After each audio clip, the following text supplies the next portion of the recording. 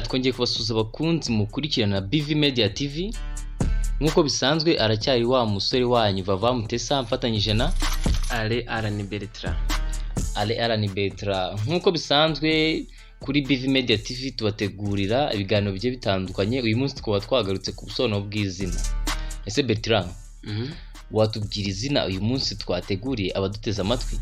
So uyu munsi twaba twarebye twumva twabategurira izina Kevin. Izina Kevin. Hano ubushakashatsi bugaza yuko Kevin ari izina rikomoka muri Ireland. Bertrand warubizi? Ni izina rikomoka muri Ireland. Kevin bikaba bisobanuye umwana w'umukobwa mwiza.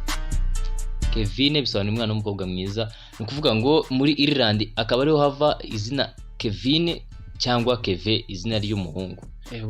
Buriya izina ry'umuhungu bamwita Kevin, umukobwa bakamwita Kevin. So hano ubushakashatsi bugaza yuko Kevin rinaturuka mu Kilatini, aho baryita Calvin. Ryasobanuraga umuntu ufite imico myiza kandi umuntu uteye neza, umuntu mwiza bigaragarira ku ruhu rw'inyuma, nyine ku isura, physically. Kugeza mu kinyejana cya 20 iri zina Kevin ryakoreshwaga cyane muri Ireland. Urumva ko iri zina riryoshye cyane Bertrand, no kurivuga kabisa. So tudatinze Bertrand, watugezaho kuri bimwe biranga uyu mwana w'umukobwa witwa Kevin? Murakoze. Ubushakashatsi nk'uko bigaragaza baje kuvumbura ko Kevin ari umukobwa ukunda kwigenga. Buriya Kevin ni umukobwa ukunda kwigenga. Ikindi ba Kevin bareba ibintu mu ruhande rwiza, batitaye ku ngaruka mbi. Buriya ba Kevin bareba ibintu ku ruhande rwiza. So ikindi ba Kevin bagira udushya. Nibo Valentine ba Kevin nibo udushya twinshi wadusangaho. Barangwa n'udushya. Bazi kubana n'abandi kandi bamenyera vuba. Ni ukuvuga ngo bamenyerana no muri societe n'abandi. Kwa kundi uzasanga yageze muri quartier runaka cyangwa se muri societe runaka ahise amenyera vuba bitewe n'imibanire ye. Yumva agomba gutera intambwe mu iterambere atazitiwe n'umuco. Kuvuga ngo ibintu by'umuco ntabwo byamubuza kuba yatera imbere, kuba yakora icyo ashaka kugira ngo atere imbere mu muco cyangwa imigenzo.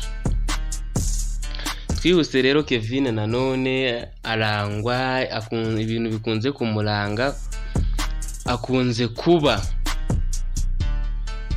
Akunze kuba umuntu ukunzwe cyane muri societe. Buriya Kevin arakunzwe cyane, kandi n'ikindi ahantu hose unamubonye muri societe uzabona ari wa mwana witaweho cyane n'ukuntu abantu bamukunze.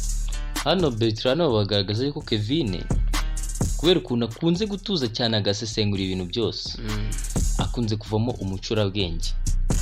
Uvuga ngo ni wa muntu ucura utuntu, uhimba udushya nk'uko hejuru babitubwiye. Sibyo Bertrand? Ikindi ngo niyo Kevin ashaka ngo ibyishimo, ngo yegera abantu bakaganira. Ubwo ibyishimo abikura mu kuganira. Hano Bertrand bagaragaza yuko Kevin ari wa muntu ukunze kuvamo umufilozofe cyangwa akavamo umwarimu.